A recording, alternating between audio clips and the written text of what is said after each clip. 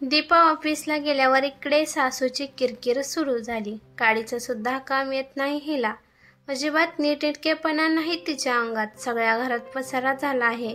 Hall, kitchen, बेडरूममध्ये सगळ्या जाळ्या झाल्या आहेत.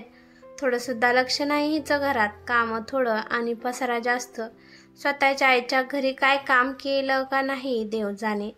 सकाळ सकाळ सासूची किरकिर सुरू झाली आणि ते नेमकं कार्तिकच्या बाबांना ऐकायला गेले. काय झालं नीलम, सकाळ सकाळ का वैतागली आहेस? अहो आपली सून दीपा, साधा तिला चहा सुद्धा बनवता येत नाही. कधी खूप सपाक बनवते, नाहीतर खूप गोड बनवते. कधी कधी तर साखरच टाकत नाही. म्हणून सारखं तिला बोलावं लागतं. अगं शिकेल हळूहळू, जरा दम काढ आणि सारखं तिला नको बोलत जाऊ. मला काय हाऊस नाही तिला सारखं बोलायला ओरडायला. खूप मोठ्या आवाजात नीलमताई बोलत होत्या. बारीक आवाजात जरी बोलली तरी मला ऐकायला येतं. माझे कान फुटले नाही. 4 चौघांना ऐकायला जाईल असं मोठ्या आवाजात नसतं बोलायचं नीलम. तरी पण सासूबाई काही बोलायचं थांबत नव्हत्या. बेचारे सासरे बाहेर निघून गेले आणि आज संध्याकाळी कार्तिक जरा लवकर घरी आला आणि तिने दीपाबद्दल सांगायला लागली. हिला घर नीट सांभाळता येत नाही, स्वयंपाक नीट करता येत नाही. याच्यावर सासूबाई कार्तिकपाशी तक्रार करू लागली. पण आता त्याला पण आईचं म्हणणं पटू लागलं. नेहमी आनंदी आणि उत्साही असणारा कार्तिक आता गप्प गप्प राहू लागला. त्याला त्रास होऊ लागला. दीपा तिच्या आईची तब्येत बरी नाही म्हणून ती 2 दिवसांसाठी माहेरी गेली. तर इकडे सासूबाईने कार्तिकचे चांगलेच कान भरले. दीपा माहेरी गेल्यावर नेहमी हसत थट्टा करणारा कार्तिक मात्र आता सिरियस होऊन तिच्याशी बोलायला लागला. दीपा आणि कार्तिक एकाच कॉलेजमध्ये शिकले होते आणि नंतर दोघांत मैत्रीचं रूपांतर हळूहळू प्रेमात झाले. दीपा आणि कार्तिकच्या लग्नाला 5 महिने झाले होते. दोघे सतत उत्साही आणि हसतमुख असणारे, थट्टा मस्करी करणारे आणि आजूबाजूचं वातावरण अगदी आनंदी ठेवणारे असे कार्तिक आणि दीपा होते. कार्तिक सोबत पण दीपा हसतमुख आनंदी राहायची. येता जाता खाऊन येणं, आवडती वस्तू खरेदी करणं, वाटेल तेव्हा माहेरी जाणं, हे सगळं ती जशी माहेरी करत होती तशी दीपा पण सासरला तशीच वागत होती. पण सासूबाईला हे जरा खटकले. लग्न झाल्यावर थोड्या दिवस सासूबाईंनी सहन केलं, परंतु त्यांना नंतर सहन होत नव्हतं. त्यामुळे हळूहळू नाराजीचा सूर दिसायला लागला. त्यांच्या आवाजात सासू पण यायला लागला आणि दीपाला मोठ्या आवाजात बोलणे हळूहळू खूपच वाढायला लागलं. तिला लग्नाआधी सासूबाईंच्या रागीट स्वभावाबद्दल माहीत होतं, तरी पण कार्तिकसाठी तिने सगळं प्रेमाने स्वीकारलं. पण आता हळूहळू तिला अनुभव यायला लागले की त्यांच्या वागण्यातून, त्यांच्या बोलण्यातून भरपूर बदल होत गेले. पण दीपा सगळे इग्नोर करत होती. त्यांचा राग कधीच मनात ठेवत नव्हती. सासूबाईचं बोलणं, टोकणं, टोमणे मारणे तरी पण दीपा हसत स्वीकारत होती आणि शक्य होईल तितका ती स्वतःमध्ये बदल करत होती. तिने आता हळूहळू बाहेरचं खाणं, शॉपिंग करणं कमी केलं होतं. सासूबाईच्या म्हणण्याप्रमाणे शक्य तितका प्रयत्न करत होती दीपा. दीपा आता गपचीप ऐकत असते, उलट उत्तर अजिबात देत नाही. हे लक्षात आल्यावर तर सासूबाई कोणती संधी सोडेनाशा झाल्या. त्यांना कळाले आपण काही बी बोलले तरी दीपावर काहीच परिणाम होत नाही, तिला रागच येत नाही. त्यामुळे त्या संधीचा त्या फायदा घ्यायला लागल्या आणि हळूहळू त्यांचा रागीटपणा वाढू लागला. एके दिवशी दूध फाटले म्हणून सासूबाई दीपावर खूप ओरडल्या. म्हणाले की तू दूधच गरम केलं नाही, त्यामुळे ते दूध फाटलं म्हणून. पण ती तिच्या म्हणण्यावर ठाम होती की मी आई दूध गरम करून ठेवलं होतं. पण ती महागारी बोलली हे सासूबाईला अजिबात आवडले नाही. त्यांना त्या गोष्टीचा राग आला की दीपा मला महागारी बोलली. त्याचा परिणाम असा झाला की हे सगळं तिने कार्तिकच्या कानावर घातले. त्याचा दुष्परिणाम दीपा आणि कार्तिकच्या नात्यावर पडला. त्या दोघांमध्ये आता छोट्या छोट्या गोष्टीसाठी वाद निर्माण होऊ लागले.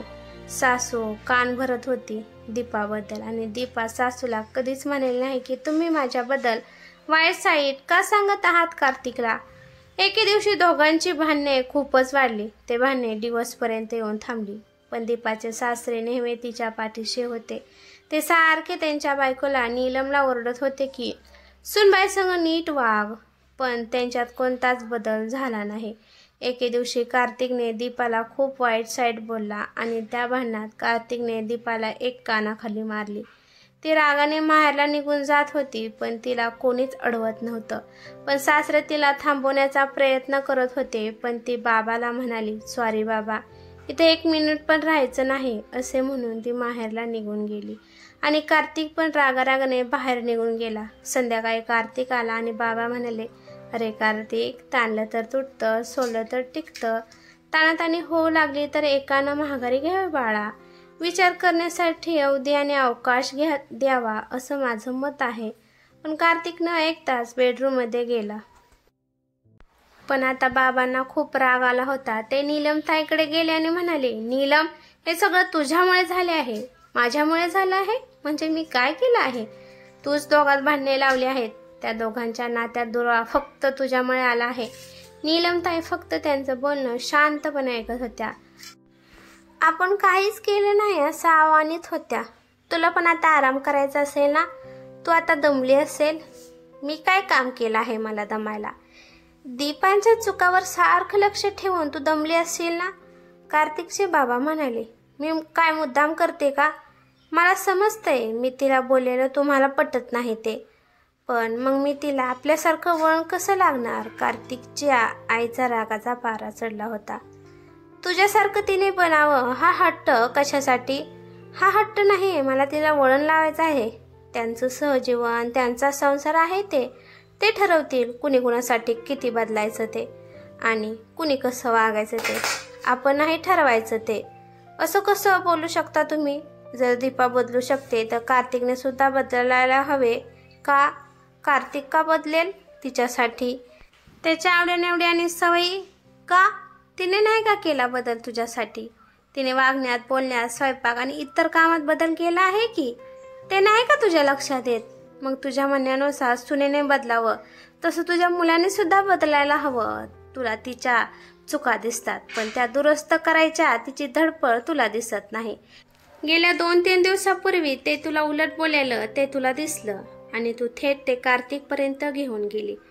किती वेळा तू दीपावर रागवलीस, तिला बोललीस, पण तिने कार्तिकपर्यंत हा विषय कधीच नेला नाही. तुझं बोलणं दीपाने बिचारीने हसत स्वीकारलं प्रत्येक वेळी. दीपाली सगळं घर स्वच्छ ठेवा असं तुझं म्हणणं असायचं, पण दीपा सगळं घर व्यवस्थित ठेवते. पण घर व्यवस्थित ठेवल्यानंतर तुझा मुलगा कार्तिक कसा पसारा करतो तुला माहीत आहे का? स्वतःच्या मुलाच्या चुका पदरात घेत आहे.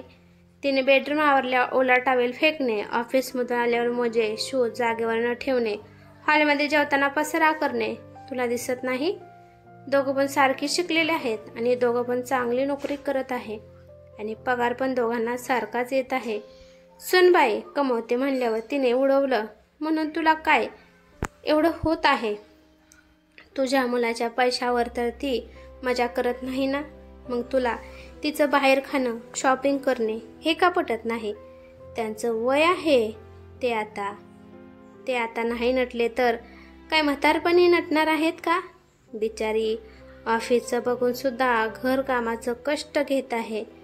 म्हणजे बायकांचं काम आहे, बायकांनी केलंच पाहिजे. हो, पण दीपा पण नाही म्हणते का मी काम करणार नाही असं? ती कधी तुला म्हणले का?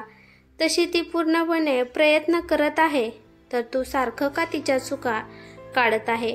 बिचारी माहेरी लाडात वाढलेली लेक आहे, त्यामुळे तिला सुरुवातीला जड जात आहे. हळूहळू सगळे शिकेल आणि तुझ्यापेक्षा कर्तव्यवान आहे माझी सून. तू फक्त घर सांभाळते. माझी सून घर, ऑफिस आणि महत्त्वाचे म्हणजे तुला सांभाळते. अगं, तुझ्या बोलण्याला कंटाळून कोणी पण पळून जाईल. बायकांनी प्रत्येक वेळेस त्यांची तडजोड करावी असे मी आपल्या संसारात कधी वागलो का? कार्तिकचे बाबा नीलमताईला म्हणाले, नाही, पण मी काय सांगतो ते कान उघडं ठेवून ऐक. दीपा आपल्या घरी कार्तिकसाठी आली, आपल्यासाठी नाही. हे तर तुला मान्य आहे ना? हो. मग ती कार्तिकला जसं आवडतं तसं वागते, शिकते. ते त्याच्यावरील प्रेमासाठीच ना? तो तिला इतक्यांदा बोललीस, तिने कधी कार्तिककडे चुगली केली नाही ना? का केली? कधी तुला कार्तिकने असं सांगितलंय का, दीपा मला असे म्हणाली म्हणून? म्हणालाय का तुला? नाही, पण तू तुझ्या स्वार्थासाठी कार्तिकला यामध्ये ओढलं आणि त्याला रागाला घालवलंस. अगं, घरात नवरा प्रेमाने वागत असेल तर दुसऱ्या माणसाचं तिला काहीच घेणं देणं नसतं की तो मला कसा वागत आहे. पण जर आपलाच नवरा तिला बोलत असेल तर त्याच्या भरोशावर ती इथे आली, तोच बोलू लागला तर ती स्वतःला मानसिकरित्या असुरक्षित समजते आणि समजूतपणा सोडते. अगं, कार्तिकच्या मनात तिच्याविषयी काही सुद्धा बोलू नकोस. उलट तू तिच्या चुका तू पदरात घे. आणि कार्तिक सुद्धा खूप चुका करतो, तोच पसारा करतो आणि त्या पसाराला तू दीपाला जबाबदार ठरवते. पटतंय का मी काय म्हणते होते? हो, खरंच की दीपा तशी खूप समजूतदार आहे, चांगली मुलगी आहे. पण माझ्याच मनात वागण्यात सासूपणा आणि तुझापणा आणि तिला रागात बोलणं वाढलं. चुकलं हो माझं. आता काय करायचं? काही नाही, आपल्यामुळे निर्माण झाली एकमेकांविषयी अडी निर्माण झाली, त्यामुळे एकमेकांविषयी आणि अडी निर्माण होईल असं वागायचं नाही, बोलायचं नाही. कधी त्यांच्यात दुसऱ्या कोणत्याच कारणाने भांडणं लावायची नाही. जसं कार्तिकचं तू छोट्या गोष्टीचं कौतुक करते, तसंच नेहाचं करतानाही मोठेपणा दाखव. सासूबाई लगेच कार्तिकच्या रूममध्ये गेली. त्याला सगळं खरं काय आहे, कुठं चुकलं हे सगळं सांगितलं. दुसऱ्या दिवशी सगळे दीपाच्या माहेरी गेले आणि तिची माफी मागून तिला माघारी घेऊन आले. दीपालीने पण मोठ्या मनाने माफ केलं. मित्रांनो, ही कथा कशी वाटली ते मला कमेंट करून नक्की सांगा. कथा आवडली तर लाईक शेअर नक्की करा आणि चॅनलवरती नवीन असाल तर चॅनलला सबस्क्राईब करा. धन्यवाद.